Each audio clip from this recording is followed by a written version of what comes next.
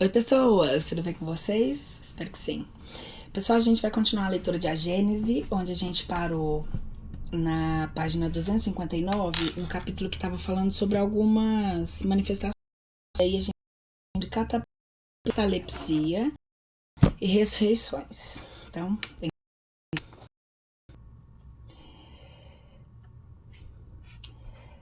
A matéria inerte é insensível. O fluido perispíritico igualmente o é, mas transmite a sensação ao centro sensitivo, que é o espírito.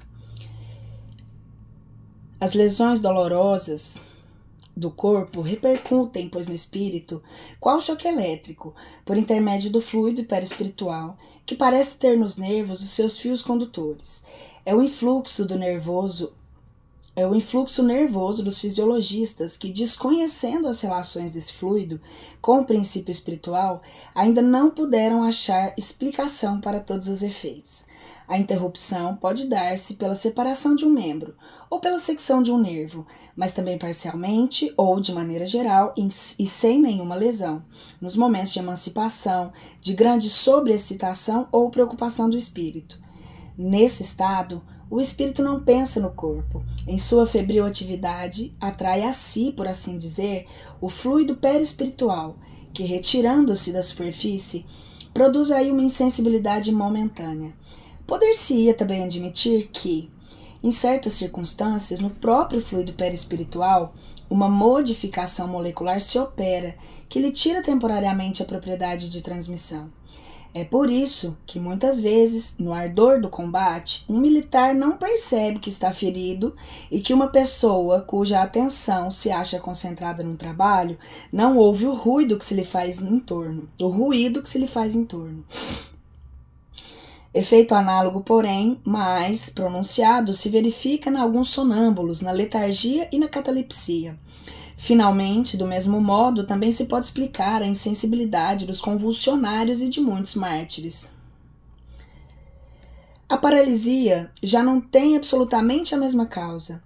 Aí, o efeito é todo orgânico. São os próprios nervos, os fios condutores que se tornam inaptos à circulação fluídica. São as cordas do instrumento que se alteraram. Interessante. Em certos estados patológicos, quando o espírito há deixado o corpo e o perispírito só por alguns pontos se lhe acha aderido, apresenta a ele o corpo todas as aparências da morte e enuncia-se uma verdade absoluta, dizendo que a vida aí está por um fio. Semelhante estado pode durar mais ou menos tempo. Podem mesmo algumas partes do corpo entrar em decomposição, sem que, no entanto, a vida se ache definitivamente extinta. Enquanto não se haja rompido o último fio, pode o espírito, quer por uma ação enérgica da sua própria vontade, ou quer por um influxo fluídico estranho, igualmente forte, ser chamado a volver ao corpo. É como se explicam certos fatos de prolongamento da vida contra todas as probabilidades e algumas supostas ressurreições.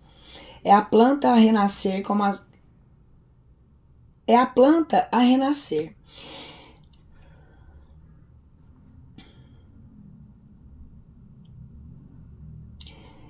às vezes se dá, de uma só fibrila de raiz. Quando, porém, as últimas moléculas do corpo fluídico se têm destacado no corpo carnal, ou quando este último há chegado a um estado irreparável de degradação, impossível se torna o regresso à vida. Curas. Como se há visto, o fluido universal é o elemento primitivo do corpo carnal e do perispírito, os quais são simples transformações dele. Pela identidade da sua natureza, esse fluido condensado no perispírito pode fornecer princípios reparadores ao corpo. O espírito encarnado ou desencarnado é o agente propulsor que infiltra num corpo deteriorado uma parte da substância do seu envoltório fluídico. A cura se opera mediante a substituição de uma molécula malsã por uma molécula sã. O poder curativo estará, pois, na razão direta da pureza da substância inoculada, mas também depende da energia da vontade, que quanto maior for, tanto mais abundante a emissão fluídica provocará, e tanto maior força de penetração dará ao fluido. Depende ainda das intenções daquele que deseja realizar a cura, seja o homem ou o espírito. Os fluidos que emanam de uma fonte impura são quais substâncias medicamentosas alteradas. São extremamente variados os efeitos da ação fluídica sobre os doentes de acordo com as circunstâncias. Algumas vezes é lenta e reclama tratamento prolongado. Como no magnetismo ordinário, outras vezes é rápida como uma corrente elétrica. Há pessoas dotadas de tal poder que operam curas instantâneas em alguns doentes por meios apenas da imposição das mãos ou até exclusivamente por ato da vontade. Entre os dois polos extremos dessa faculdade há infinitos matizes. Todas as curas desse gênero são variedades do magnetismo e só diferem pela intensidade e pela rapidez da ação. O princípio é sempre o mesmo. O fluido há de desempenhar o papel de agente terapêutico e cujo efeito se acha subordinado à sua qualidade e às circunstâncias especiais. A ação magnética pode induzir-se de muitas maneiras.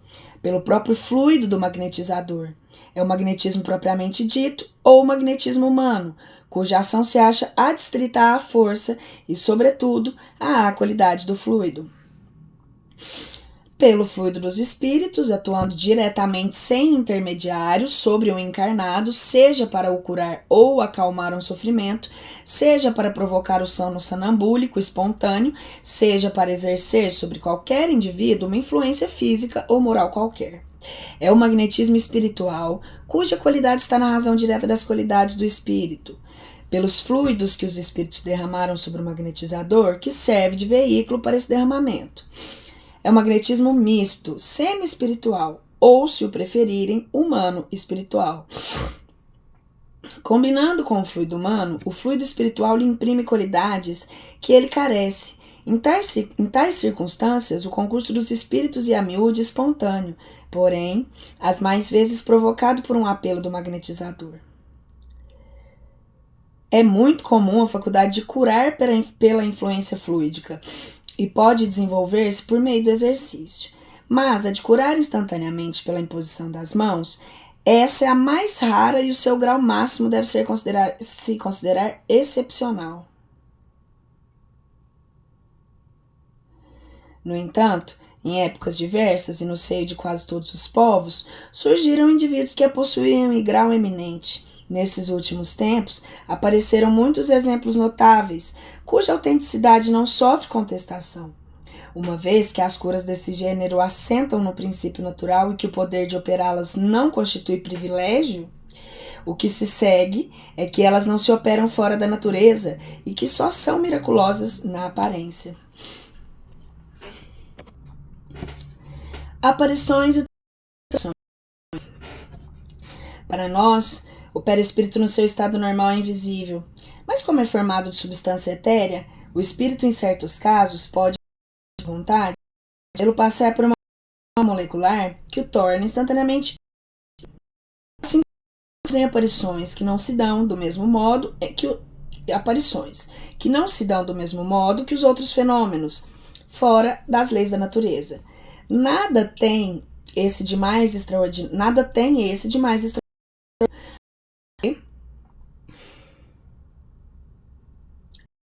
Que quando muito rarefeita é invisível, mas é visível quando. Conforme a gradação do fluido perispíritico, a aparição é vaga e de outras vezes nitidamente definida. Outras, enfim, com todas as aparências tangível, pode chegar até a tangibilidade real, ao ponto de o observador se enganar com relação à natureza que tem diante de si. São frequentes as aparições vaporosas, formas muitos indivíduos, depois de terem morrido, se apresentam que lhes são afeiçoadas. As aparições tangíveis são mais raras, se bem haja delas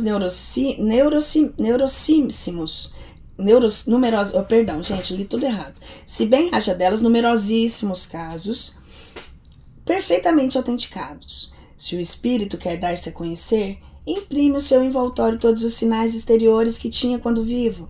É de notar-se que as aparições tangíveis só têm da matéria carnal as aparências, não poderiam ter delas as qualidades. Em virtude da sua natureza fluídica, não podem ter coesão da matéria, porque em realidade não há nelas carne. Formam-se instantaneamente e instantaneamente desaparecem ou se evaporam pela desagregação das moléculas fluídicas. Os seres se apresentam nessas condições não nascem nem morrem como os outros homens. São vistos e deixam de ser vistos, sem que se saiba de onde vêm, como vieram, nem para onde vão. Ninguém os poderia matar, nem prender, nem encarcerar, visto carecerem de corpo carnal. Atingiram o vácuo os golpes que se lhes desferissem. Tal caráter dos agêneres, com os quais se pode confabular, sem suspeitar de que eles o sejam, mas que não demoram longo tempo entre os humanos, e não podem tornar-se comensais de uma casa, nem figurar entre os membros de uma família. Aos demais, denotam sempre em suas atitudes qualquer coisa de estranho e insólito que deriva ao mesmo tempo da materialidade e da espiritualidade. Neles, o olhar é simultaneamente vaporoso e brilhante, carece da nitidez do olhar através dos olhos da carne. A linguagem breve, quase sempre sentenciosa, nada tem do brilho e da involubilidade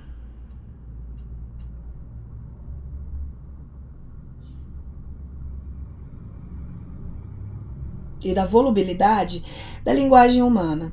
A aproximação deles causa uma sensação singular e indefinível de surpresa, que inspira uma espécie de temor.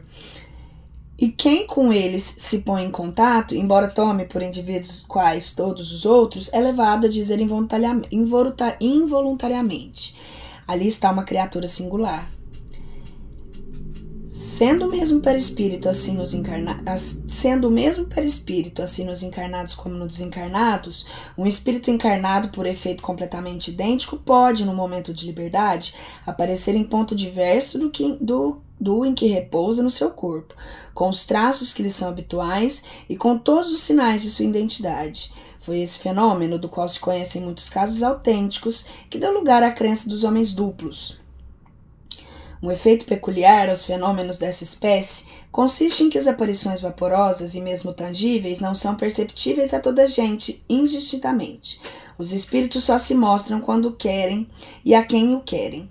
Um espírito, pois, poderia aparecer numa assembleia ou a muitos presentes e não ser visto pelos demais. Dá-se isso porque as percepções desse gênero se efetuam por meio da vista espiritual e não por intermédio da vista carnal. Pois só aquela não é dada a toda a gente e como pode, se for conveniente, ser retirada só a vontade do espírito. Aquele a quem não queira mostrar-se, como pode dá-la momentaneamente se entender necessário. A condensação do fluido perispíritico nas aparições, indo mesmo até a tangibilidade, faltam as propriedades da matéria ordinária. Se tal não desse, as aparições seriam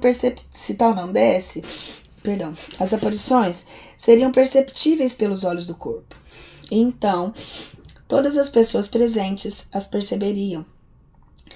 Podendo o espírito operar transformações na contextura do seu envoltório perispíritico, irradiando esse envoltório em torno do corpo, ao qual a atmosfera fluídica pode produzir-se na superfície mesma do corpo, um fenômeno análogo das aparições.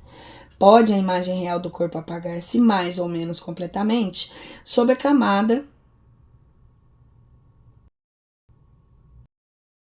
e assumir assim outra aparência. Ou então, vistos através da camada fluídica modificada, os traços primitivos podem tomar outra expressão. Saindo do terra a terra, o espírito encarnado se identifica com as coisas do mundo espiritual, pode a expressão de um semblante feio tornar-se bela, radiosa e até luminosa. Se ao contrário o espírito é preso de paixões más, um semblante belo pode tomar um aspecto horrendo. Assim se operam as transfigurações, que refletem sempre qualidades e sentimentos predominantes no espírito. O fenômeno resulta, portanto, de uma transformação fluídica. É uma espécie de aparição perispíritica que se produz sobre o próprio corpo do vivo e, algumas vezes, no momento da morte, em lugar de se produzir ao longe, como nas aparições propriamente ditas. O que distingue as aparições desse gênero é o serem geralmente perceptíveis por todos os assistentes e com olhos do corpo, precisamente por se basearem na matéria carnal visível, ao passo que nas aparições puramente fluídicas não há matéria tangível. Manifestações físicas, mediunidade. Os fenômenos das mesas girantes e falantes, da suspensão etérea de corpos pesados, da escrita mediúnica, tão antigos quanto o mundo, porém vulgares hoje, vulgares no sentido de comuns, facultam a explicação de alguns outros análogos e espontâneos, aos quais, pela ignorância da lei, os rege, e se atribuía caráter sobrenatural e miraculoso. Tais fenômenos têm por base as propriedades do fluido perispíritico, quer dos encarnados, quer dos espíritos livres. Por meio do seu perispírito é que o espírito atuava sobre o seu corpo vivo. Ainda por intermédio desse mesmo fluido é que ele se manifesta.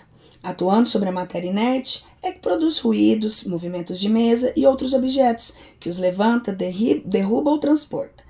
Nada tem de surpreendente esse fenômeno se considerarmos que entre nós os mais possantes motores se encontram nos fluidos mais rarefeitos e, mesmo imponderáveis como o ar, o vapor e a eletricidade. É igualmente com o concurso do seu perispírito que o espírito faz que os médiuns escrevam, falem, desenhem. Já não dispondo de corpo tangível para agir ostensivamente quando quer manifestar-se, ele se serve do corpo do médium, cujos órgãos toma de empréstimo, corpo ao qual faz que atue como se for o seu próprio, mediante o eflúvio fluídico que verte sobre ele. Pelo mesmo processo atua o espírito sobre a mesa, quer para que esta se mova, sem que o seu movimento tenha significação determinada, quer para que dê pancadas inteligentes indicativas das letras do alfabeto, a fim de formarem palavras e frases, fenômeno esse denominado tipologia. A mesa não passa de um instrumento de que o espírito se utiliza, como se utiliza do lápis para escrever. Para esse efeito, dá-lhe uma vitalidade momentânea, por meio do fluido que lhe inocula, porém absolutamente não se identifica com ela. Praticam um ato ridículo as pessoas que, tomadas de emoção ao manifestar-se um ser que lhes é caro, abraçam a mesa. É extremamente como se abraçassem a bengala de que um amigo se sirva para bater no chão.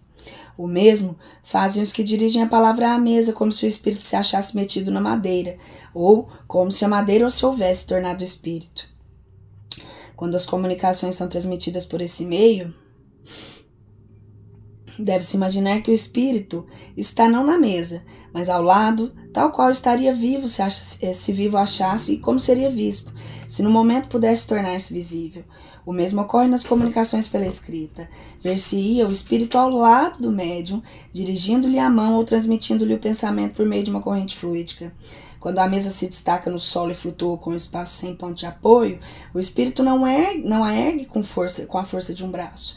Envolve-a e penetra de uma espécie de atmosfera fluídica que neutraliza o efeito da gravitação, como faz com os balões como o ar faz com os balões de papagaios. O fluido que se infiltra na mesa dá-lhe momentaneamente maior leveza específica. Quando fica pregada ao solo, ela se acha numa situação análoga à da campânula pneumática sobre a qual se fez o vácuo. Não há aqui mais que simples comparações destinadas a mostrar a analogia dos efeitos e não a semelhança absoluta das causas. Compreende-se, depois do que fica dito, que não há para o espírito maior dificuldade em arrebatar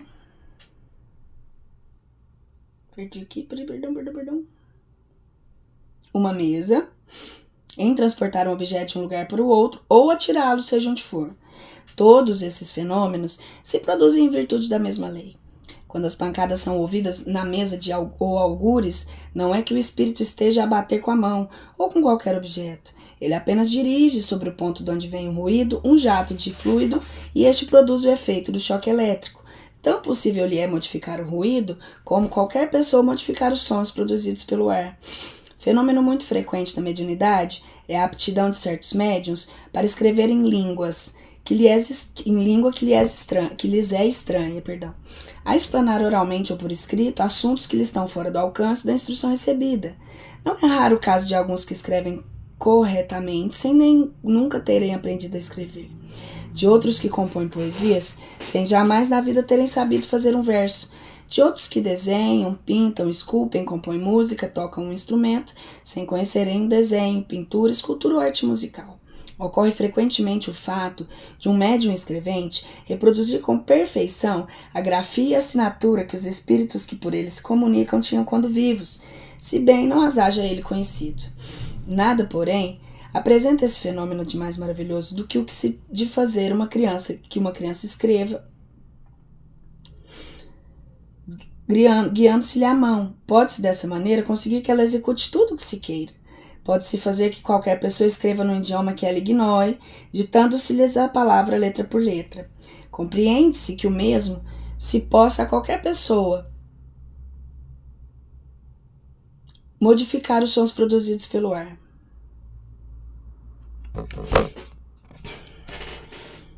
Fenômeno muito frequente da mediunidade é a aptidão de certos médiuns para escrever em língua... Para que possa... eu errei aqui. A gente estava falando sobre fazer qualquer pessoa que escreva no idioma que ela ignore, ditando-se-lhes palavra letra por letra.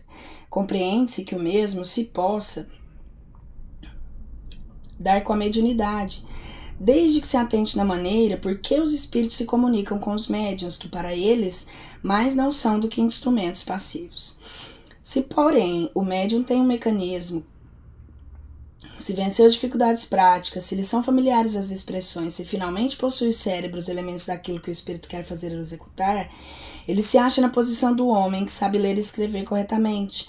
O trabalho se torna mais fácil e mais rápido. Ao espírito já não resta senão transmitir seus pensamentos ao intérprete para que este os produza pelo meio que dispõe. A aptidão de um médium para essas coisas que lhe são estranhas também tem frequentemente suas raízes nos conhecimentos que lhe possuiu na outra existência e dos quais o seu espírito conservou a intuição. Se, por exemplo, ele foi poeta ou músico, mais facilidade encontrará para assimilar o pensamento poético ou musical que um espírito queira fazer expressar. A língua que ele hoje ignora pode ter sido familiar noutra existência, donde maior aptidão sua para escrever mediuticamente nessa língua.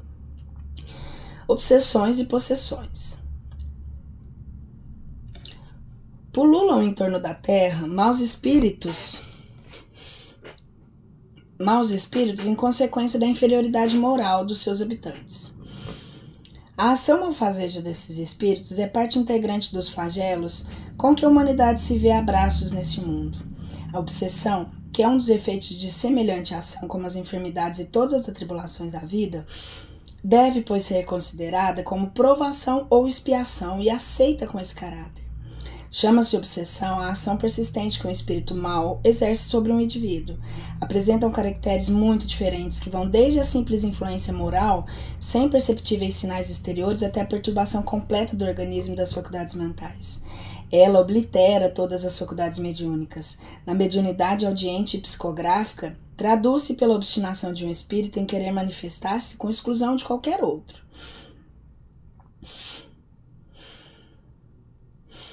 Assim como as enfermidades resultam das imperfeições físicas que tornam o corpo acessível às perniciosas influências exteriores, a obsessão decorre sempre de uma imperfeição moral, que dá ascendência a um espírito mau.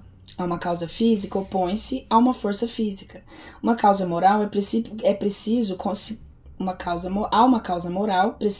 se contrapõe a uma força moral. Para preservá-lo das enfermidades,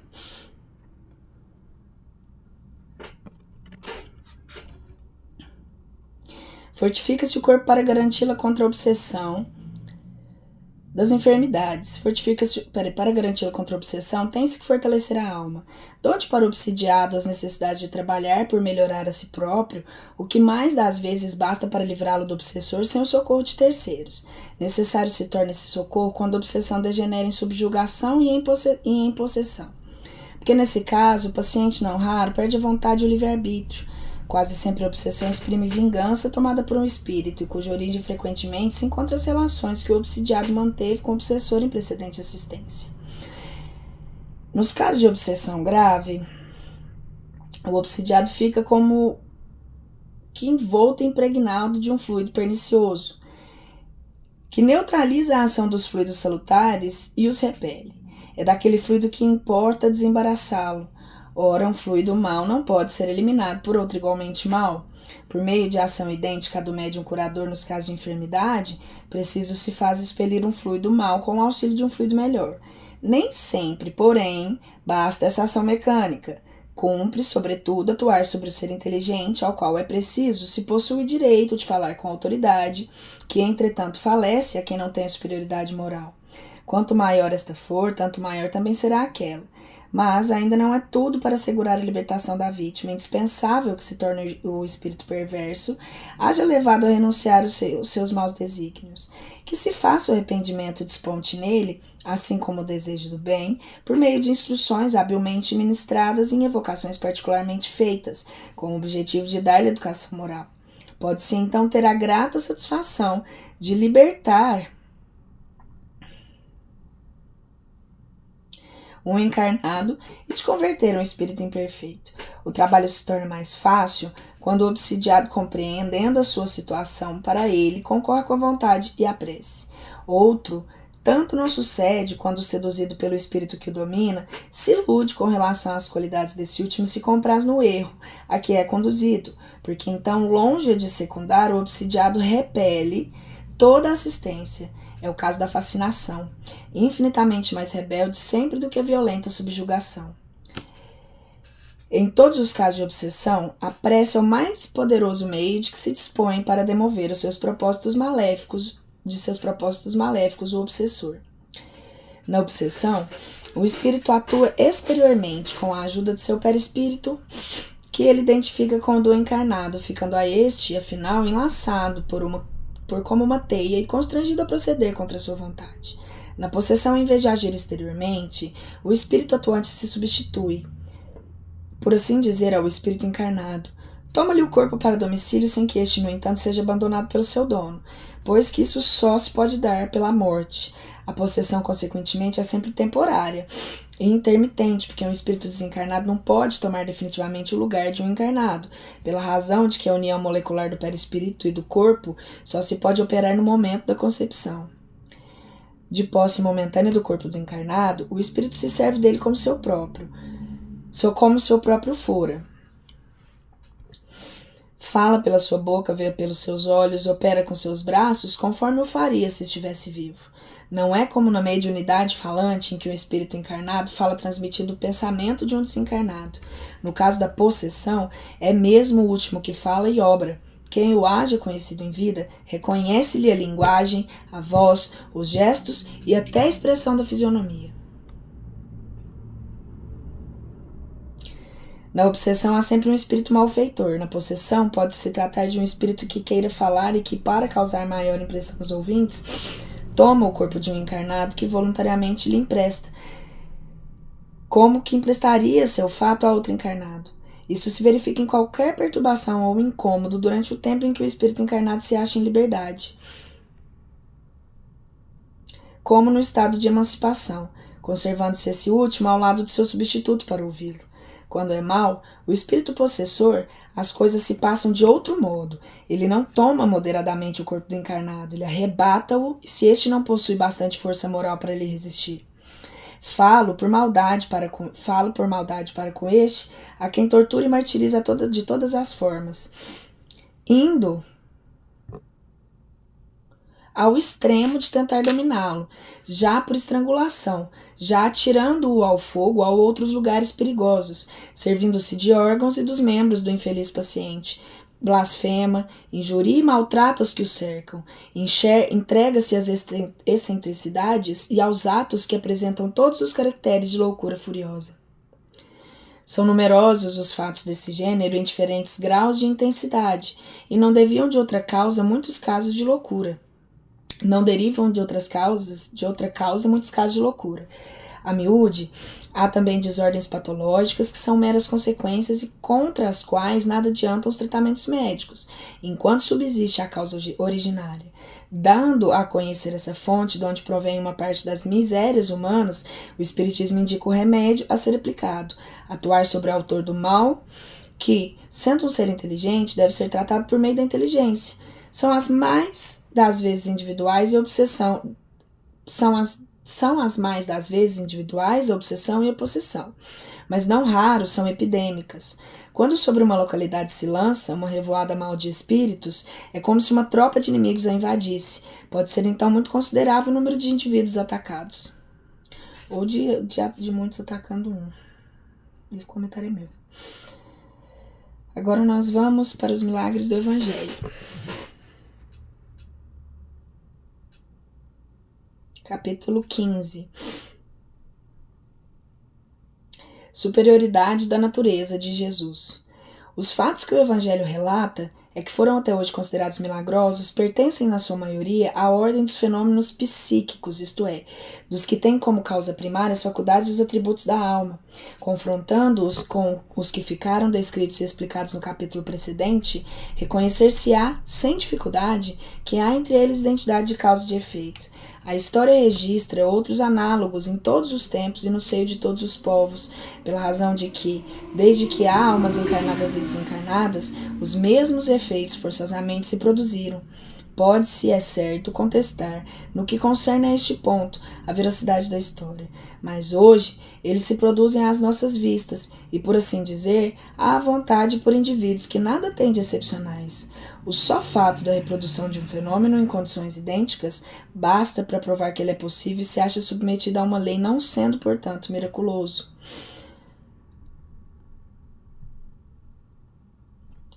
O princípio dos fenômenos psíquicos repousa, como já vimos, nas propriedades do fluido perispiritual, que constitui o agente magnético, nas manifestações da vida espiritual durante a vida corpórea e depois da morte, e finalmente no estado constitutivo dos espíritos e no papel que eles desempenham como força ativa da natureza. Conhecidos esses elementos e comprovados os seus efeitos, tem-se como consequência de admitir a possibilidade de certos fatos que eram rejeitados enquanto se lhes atribuía uma origem sobrenatural. Sem nada prejugar quanto à natureza do Cristo, a natureza cujo exame não entra no quadro desta obra, considerando-o apenas um espírito superior, não podemos deixar de reconhecê-lo um dos de ordem mais elevada e colocado por suas virtudes muitíssimo acima da humanidade terrestre. Pelos imensos resultados que reproduziu, a sua encarnação neste mundo forçosamente há de ter sido uma das missões que a divindade somente a seus mensageiros diretos confia, para cumprimento de seus desígnios, mesmo sem supor que ele fosse o próprio Deus, mas unicamente o enviado de Deus para transmitir as suas palavras aos homens, seria mais do que um profeta, porquanto seria um Messias divino. Como homem, tinha a organização dos seres carnais, porém como espírito puro, desprendido da matéria, havia de viver mais da vida espiritual do que da vida corporal, de cujas fraquezas não era passível. A sua superioridade com relação aos homens não derivava das qualidades particulares do seu corpo, mas as do seu espírito, que dominava de modo absoluto a matéria do seu perispírito, tirado da parte mais que essenciada dos fluidos terrestres. Sua alma, provavelmente, não se achava presa ao corpo, senão pelos laços estritamente indispensáveis. Constantemente desprendida, era de certo que lhe dava dupla vista, não só permanente, como de excepcional penetração e superior, de muito a que ordinário possuem os homens comuns. O mesmo havia de dar-se nele com relação a todos os fenômenos que dependem dos fluidos perispirituais ou psíquicos. A qualidade desses fluidos, que lhe conferia imensa força magnética, secunda pelo interessante desejo de fazer o bem. Agiria como médium nas curas que operava? Poder-se-á considerá-lo poderoso médium curador? Não, porquanto um médium é um intermediário, um instrumento de que servem os espíritos desencarnados, e o Cristo não precisava de assistência, pois que ele era quem assistia os outros. Agia por si mesmo em virtude do seu poder pessoal, como podem fazer, em certos casos, os encarnados na medida de suas forças. Que espírito ao demais ousaria insuflar-lhes os próprios pensamentos e encarregá-lo de os transmitir? Se algum influxo estranho recebia, esse só de Deus lhe poderia vir. Segundo definição dada por um espírito, ele era o médium de Deus. Que foda, né? Sonhos. José, diz o Evangelho, foi avisado por um anjo que lhe apareceu em sonho e lhe aconselhou que fugisse para o Egito com um menino. Está em Mateus, capítulo 2, versículo 19 a 23. Os avisos por meio de sonhos desempenham um grande papel nos livros sagrados de todas as religiões. Sem garantir a exatidão de todos os fatos narrados e sem discutir o fenômeno em si mesmo, nada tem de normal, sabendo-se como se sabe que durante o sono é quando o espírito desprendido dos laços da matéria entra momentaneamente na vida espiritual, onde se encontra com os que lhe são conhecidos. É com frequência essa a ocasião que os espíritos protetores aproveitam para se manifestar a seus protegidos e lhes dar conselhos mais diretos. São numerosos os casos de avisos em sonhos, porém, não se deve inferir daí que todos os sonhos são avisos, nem ainda menos que tem uma significação tudo que se vê num sonho. Cumpre-se inclua, entre as crenças supersticiosas e absurdas, a arte de interpretar sonhos. Estrelas, que uma estrela aos magos e foram adorar Jesus, que ela lhes ia à frente, indicando-lhes o caminho, com que se deteve quando eles chegaram. Mateus capítulo 2, 1 a 12, versículos. Trata de saber se o que o Mateus narra é real, ou se não passa de uma figura indicativa de que os magos foram guiados. Ai, meu dedo tá cortado. De forma misteriosa ao lugar onde estava o menino, dado que não há meio algum de verificação. Trata-se de saber se é possível um fato de tal natureza. O que é certo é que naquela circunstância a luz não podia ser uma estrela. Na época em que o fato ocorreu, era possível acreditar sem que fosse, porquanto, então, se cria serem estrelas pontos luminosos pregados no firmamento e suscetíveis de cair sobre a terra. Não hoje, quando se conhece a natureza das estrelas. Entretanto, por não ter como causa a que lhe atribuíram, não deixa de ser possível o fato da aparição de uma luz com o aspecto de uma estrela. Um espírito pode aparecer sobre a forma luminosa ou transformar uma parte do seu fluido perispírico em foco luminoso. Muitos fatos desse gênero, modernos e perfeitamente autênticos, não procedem de outra causa, que nada apresenta de sobrenatural.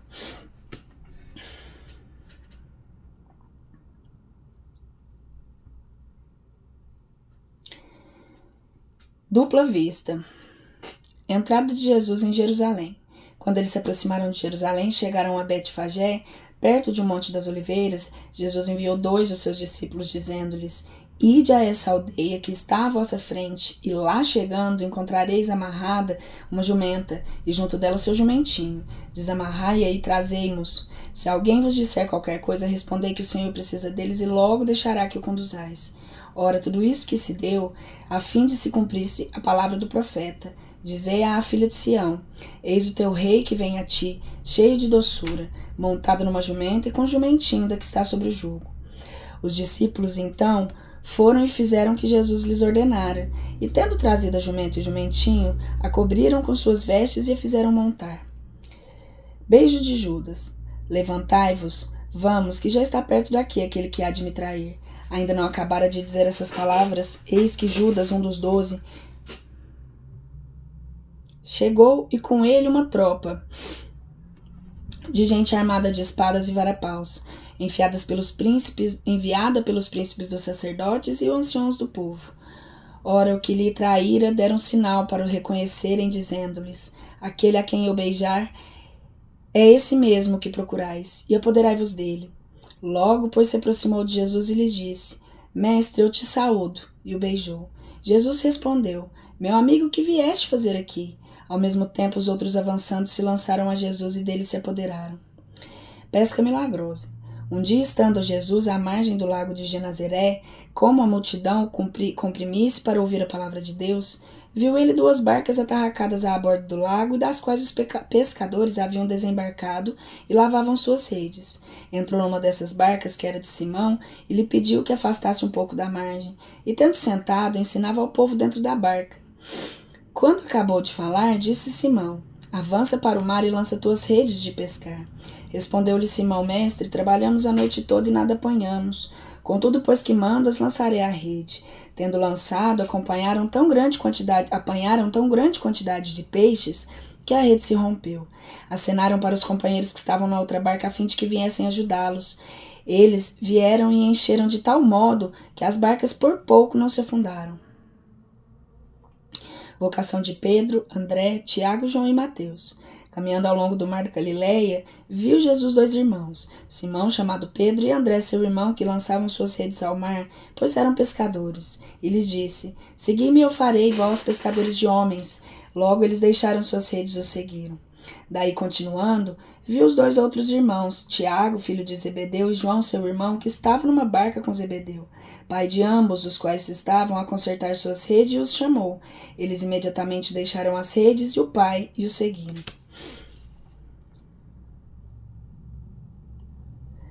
Saindo dali, Jesus, ao passar, viu um homem sentado à banca de impostos, chamado Mateus, ao qual disse: Segue-me. E o homem logo levantou e o seguiu. Nada apresentam surpreendentes esses fatos, desde que se conheça o poder da dupla vista e a causa, muito natural dessa faculdade. Jesus a possuía em grau elevado, e pode dizer-se que ela constituía o seu estado normal, conforme atesta grande número de atos da sua vida, os quais hoje têm a explicá-los os fenômenos magnéticos e o espiritismo. A pesca qualificada de miraculosa igualmente se explica pela dupla vista. Jesus não produziu espontaneamente peixes onde não havia. Ele viu com a vista da alma como teria podido fazê-lo um lúcido vígio. E o lugar onde se achavam os peixes, e disse com segurança aos pescadores que lançassem aí suas redes. A acuidade do pensamento e, por consequente, certas previsões decorrem da vista espiritual. Quando Jesus chamasse Pedro, André, Tiago, João e Mateus, é que ele lhe conhecia as disposições íntimas e sabia que eles o acompanhariam e que eram capazes de desempenhar a missão que tensionava confiar-lhes. E mister se fazia que eles próprios tivessem a intuição da missão que iriam desempenhar, para sem hesitação atenderem ao chamado de Jesus. O mesmo se deu quando, por ocasião da ceia, ele anunciou que um dos 12 o trairia, e o apontou, dizendo ser aquele que punha a mão no prato. E deu-se também quando predisse que Pedro negaria. Em muitos passos do Evangelho se lê: mas Jesus, conhecendo-lhes os pensamentos, lhe diz. Ora, como poderia ele conhecer os pensamentos dos seus interlocutores, se não pelas irradiações fluídicas desses pensamentos, e ao mesmo tempo pela vista espiritual que lhe permitia-lhes no foro íntimo? Muitas vezes, supondo que um pensamento se acha sepultado nos refolhos da alma, o homem não suspeita que traz em si um espelho onde reflete aquele pensamento, um revelador na sua própria irradiação fluídica impregnada dele. Se víssemos o mecanismo do mundo invisível que nos cerca, as ramificações dos fios condutores do pensamento a ligarem a todos os seres inteligentes, corporais e incorpóreos, os eflúvios fluídicos carregados das marcas do mundo moral, os quais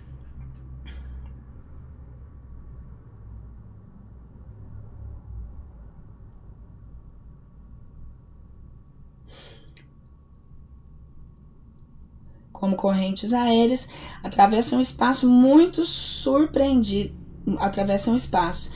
menos surpreendido ficaríamos diante de certos efeitos que a ignorância atribui ao acaso.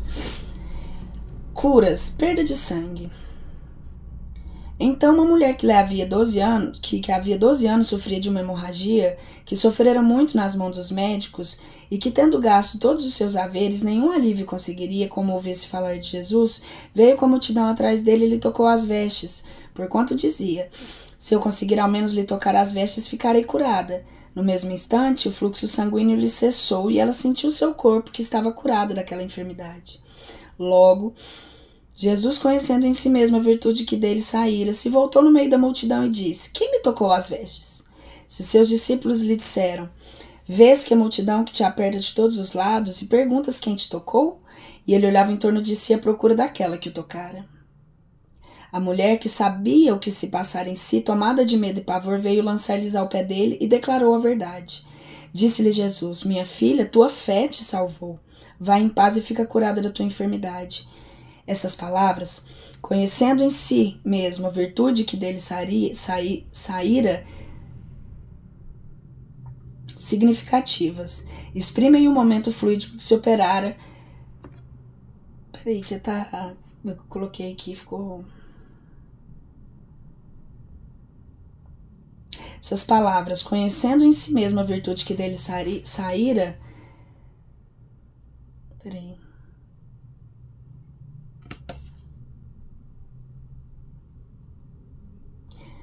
São significativas. Exprimem o movimento fluídico que se operara de Jesus para a doente.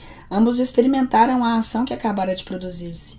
É de notar-se que o efeito não foi provocado por nenhum ato da vontade de Jesus. Não houve magnetização nem imposição das mãos. Bastou a irradiação fluídica normal para realizar a cura. Mas por que essa irradiação se dirigiu para aquela mulher e não para as outras pessoas, uma vez que Jesus não pensava nela e não tinha a cercá-la multidão? E tinha ainda a cercá-la multidão? É bem simples. Considerando como matéria terapêutica, o fluido tem que atingir a matéria orgânica a fim de repará-la. Pode, então, ser dirigido sobre o mal pela vontade do curador, ou atraído pelo desejo ardente, pela confiança numa palavra e pela fé do doente.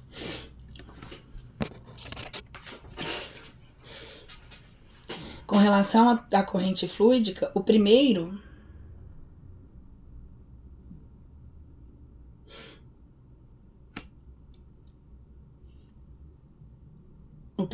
age como uma bomba calcante e o segundo como uma bomba aspirante. Algumas vezes é necessária a simultaneidade das duas opções, de outras basta uma só. O segundo caso foi o que ocorreu nas circunstâncias que tratamos.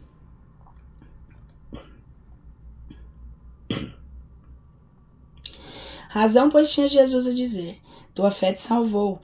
Compreende-se que a fé que ele se referia não é uma virtude mística, a qual entendem muitas pessoas, mas uma verdadeira força atrativa, de sorte que aquele que não possui opõe a corrente fluídica uma força repulsiva, ou pelo menos uma força de inércia, que paralisa a ação. Assim sendo, também se compreende que, apresentando-se ao curador dos doentes da mesma enfermidade, possa ser curado um possa ser curado e o outro não. É este um dos mais importantes princípios da mediunidade curadora que explica certas anomalias aparentes, apontando-lhes uma causa muito natural. Cego de Betsaida. Tendo chegado a Betsaida, trouxeram-lhe um cego e pediam que o tocasse. Tomando o cego pela mão, ele o levou para fora da cidade e passou-lhe as salivas nos olhos, e havendo-lhe imposto as mãos, lhe perguntou se havia alguma coisa. O homem, olhando, disse: vejo andar homens que me parecem árvores. Jesus colocou de novo a mão sobre os olhos dele, e ele começou a ver melhor. Afinal, ficou tão perfeitamente curado que via distintamente todas as coisas. Ele o mandou para casa, dizendo-lhe: vai para tua casa e se entrares nas cidades a ninguém digas o que se deu contigo.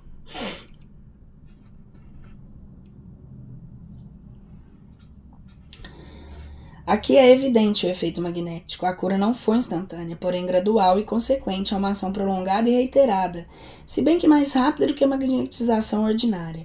A primeira sensação que o homem teve foi exatamente a que experimentaram os cegos ao recobrarem a vista. Por um efeito de óptica, os objetos lhe parecem de tamanho exagerado. Paralítico. Tendo subido para uma barca, Jesus atravessou o lago e veio à cidade, Cafarnaum. Como lhe apresentasse um paralítico deitado em seu leito, Jesus, notando-lhe a fé, disse ao paralítico: meu filho, tem confiança, perdoados são os teus pecados. Os escribas disseram entre si: este homem blasfema.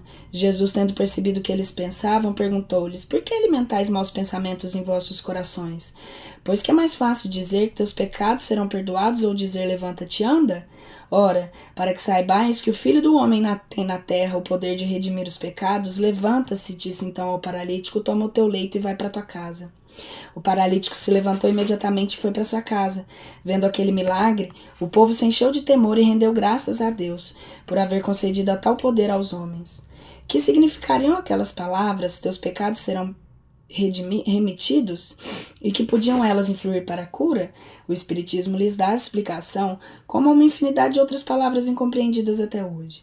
Por meio da pluralidade das existências, ele ensina que os males e aflições da vida são muitas vezes expiações do passado, bem como que sofremos da vida presente nas consequências das faltas que cometemos em existência anterior, e assim até tenhamos pago a dívida de nossas imperfeições, pois que as existências são solidárias umas com as outras. Se, portanto, a enfermidade daquele homem era uma expiação do mal que praticara, o dizer-lhe Jesus, teus pecados serão remitidos, equivalia a dizer-lhe, Pagaste a tua dívida, a fé que possuis agora elidiu a causa da tua enfermidade, consequentemente mereces ficar livre dela.